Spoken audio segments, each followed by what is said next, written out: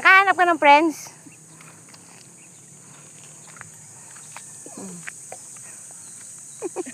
Boy also pala.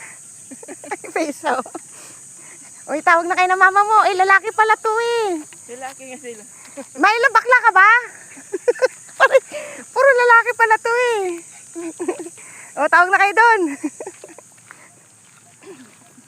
Si Milo, gusto friends, lalaki. Dapat girl. Hindi, makita ka na naman ng mga tropang ano doon. Ayan, Milo, halika na.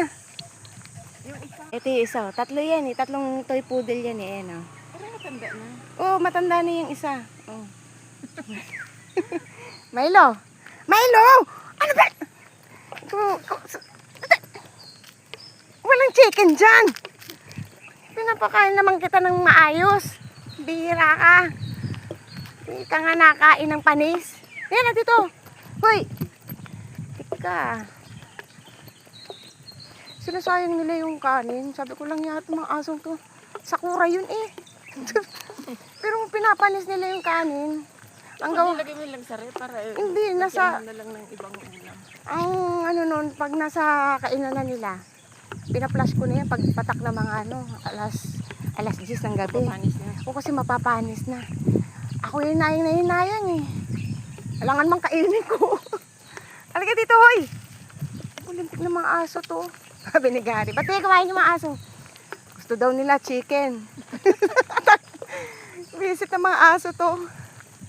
Eh pag ngayon niluluto ko yung isang buong manok, yung malaking malaki. Luluto ko na lahat. Pag adobo ko na lahat yan. Para yung Lagyan mo ng sabaw madami. Para malasa yung kanin nila. para kahit ilang araw, yun ay ulam ng mga aso. Eh nakaraan yung binigay mo, hindi ba naman nilagyan ng kanin ni Rain? Pinaulam na gano'n. Pinakain ng ganun, pinapak.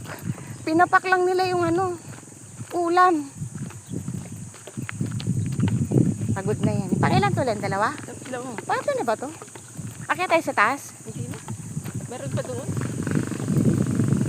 Bukas na lang. Sige. Ano ba bukas? Wednesday? May ano ako eh. Tama, Wednesday. Kasi Thursday may ate kami ng convention, di ba? Ay, oo nga. O di sa bukas na. Ulit. Kahapon. Yung buti pa ahente ko ng ano, ng yung Lucky Me.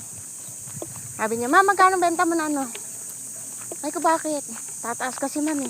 Tataas ang ano, noodles. Lucky Me.